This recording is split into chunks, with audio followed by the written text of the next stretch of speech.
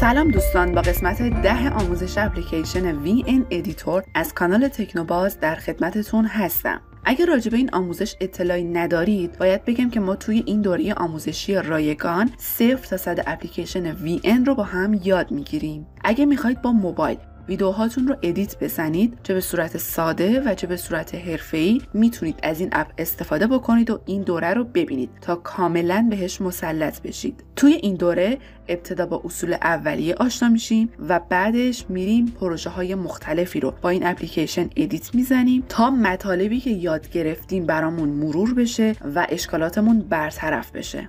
خب بریم سراغ آموزش. وارد برنامه میشم، دکمه به اضافه رو میزنم، نیو پروژکت، این ویدیو رو انتخاب میکنم، نکست.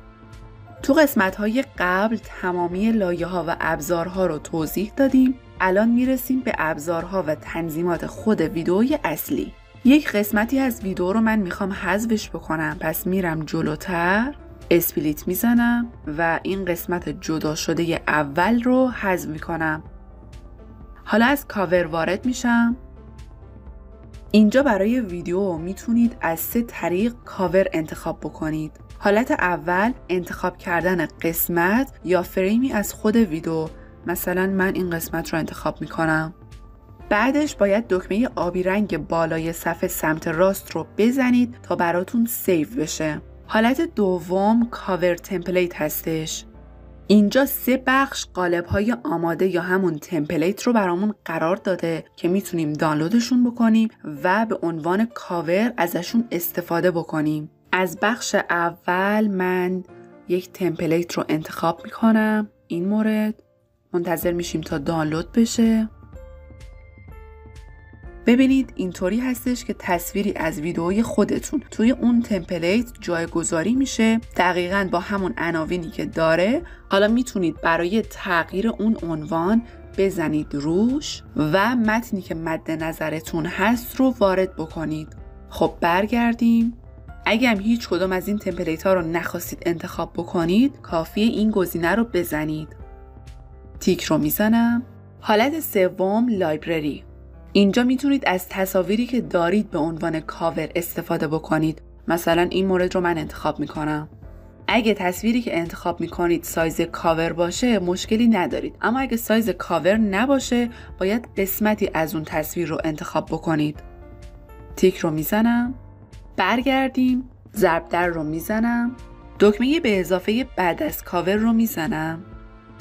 ویدیو فوتو برای اضافه کردن عکس و فیلم هستش. از ساب تایتل میتونید عنوانهایی رو انتخاب و اضافه بکنید. مثلا این مورد رو من انتخاب میکنم. به این صورت میتونید هر متنی هم که خواستید اضافه بکنید. برگردیم. حذفش میکنم. دوباره همون گزینه به اضافه رو میزنم.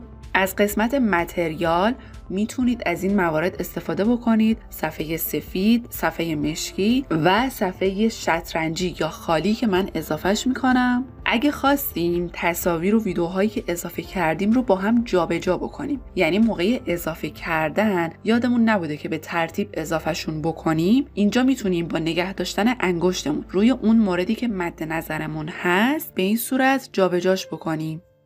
الان اون صفحه خالی اومد انتهای ویدیو قرار گرفت. حالا اگه بخواید اون مورد رو تنظیم بکنید و ابزارهای اون رو ببینید، کافیه روش ضربه بزنید.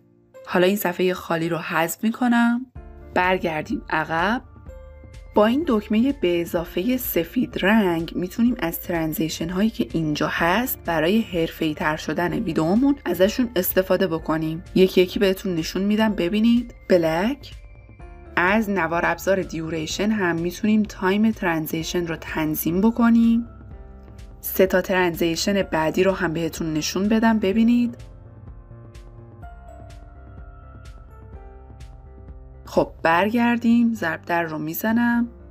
بریم جلوتر.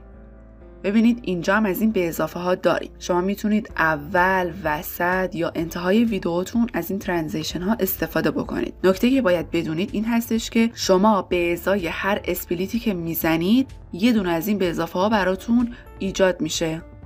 برگردیم به حالت قبل. بریم اول ویدیو. این آیکون بلنگو هم برای قطع کردن صدای ویدیو هستش. بریم انتهای ویدیو.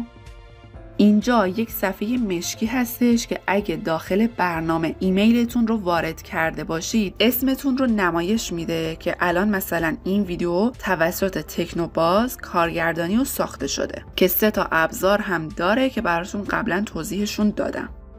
این قسمت به اضافه آخر هم تکراریه و براتون گفتمش. برگردیم عقب. میرسیم به ابزارهای پایین صفحه. همه موارد رو قبلا گفتیم به جز چند تا. ابزار BG. اینجا تصویر رو کوچیک میکنم که ببینید. میتونیم برای ویدیومون بک‌گراند انتخاب بکنیم. رنگش رو هم تغییر بدیم. از قسمت ایمیج با زدن این دکمه به اضافه میتونیم از تصاویری که داخل گوشیمون داریم به عنوان بک‌گراند استفاده بکنیم. برگردیم. الان بک‌گراند ما تصویری از خود ویدیو هستش. با نوار ابزار بلور هم میتونیم میزان تار بودنش رو تنظیم بکنیم. برگردیم. تو قسمت قبل با ابزار بوردر و بلور آشنا شدیم. الان میرسیم به ابزار زوم. برای اینکه بهتر متوجه کارکرد این ابزار بشید من میخوام یک تصویر اضافه بکنم و روی اون تصویر این مورد رو بهتون نشون بدم. این قسمت رو میزنم، از ویدیو فوتو وارد میشم، لوگوی کانال تکنوباز رو اضافه میکنم، نکست. حالا از ابزار زوم وارد میشیم. چند مدل زوم داریم که بهتون نشونشون میدم. زوم اوت، زوم این، موو رایت که به سمت راست میره، موو لفت مورد بعد که به سمت پایین میره و موو آپ که به سمت بالا میره. ضرب در رو میزنم. بریم جلوتر. 2 تا ابزار بعد یعنی اکسترکت آدیو و آتو کپشن هم که باهاشون قبلا آشنا شدیم، اما ابزار موزاییک. اینجا میتونید به مدل ها و شکل های مختلف قسمتی از ویدیوتون رو تار یا شطرنجی بکنید. ببینید شکلاش هم از این قسمت پایین میتونید انتخاب کنید. با نوار ابزار سایز هم میتونید اون رو تنظیم بکنید. الان این مثلث کاملا مشخص شد. این مورد رو انتخاب میکنم که بهتر متوجه بشید. جابجاش میکنم. ببینید. برگردیم. با گزینه دیلیت حذفش میکنم. بریم ابزار بعد، مگنیفایر یا ذره‌بین. اینجا از شکل‌های مختلف ذره‌بین میتونید استفاده بکنید. جابجاش میکنم.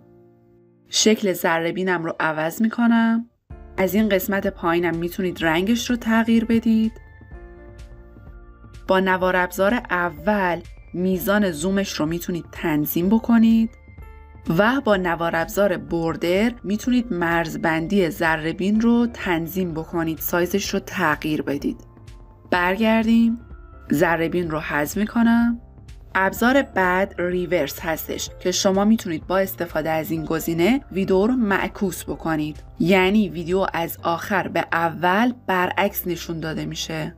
این تصویر رو حذف میکنم.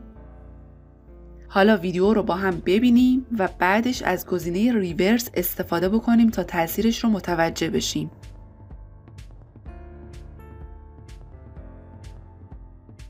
خب حالا ریورس رو میزنم. منتظر میشیم. حالا که ریورس رو اعمال کردیم دوباره ویدیو رو ببینیم.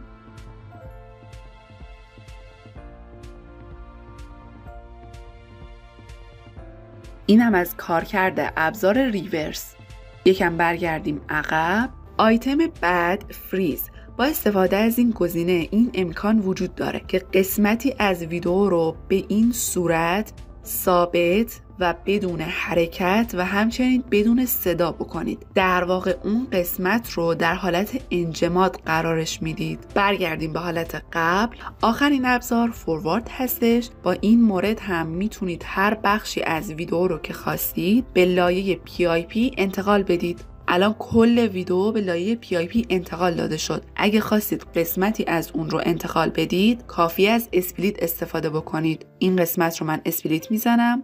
حالا از گزینه فوروارد استفاده میکنم. خب دوستان، آموزش اصول اولیه و آشنایی با تمام ابزارها و بخش‌های اپلیکیشن VN تموم شد. از قسمت بعدی این آموزش با هم پروژه های مختلفی رو با VN ادیت میزنیم تا تمام چیزایی که یاد گرفتیم رو به کار بگیریم، تمرین بکنیم تا بتونیم کامل به این اپلیکیشن مسلط بشیم. به نظرتون این آموزش چطور بود؟ امیدوارم براتون مفید باشه و اگه به این آموزش ها علاقه‌مند هستین لطفاً از این آموزش های رایگان حمایت کنید، این ویدیو رو لایک بکنید تا به افراد بیشتری نشون داده بشه تا بقیه هم بتونن ازش استفاده بکنن. کامنت بذارید و کانال تکنوباز رو هم سابسکرایب بکنید. متشکرم، موفق باشید.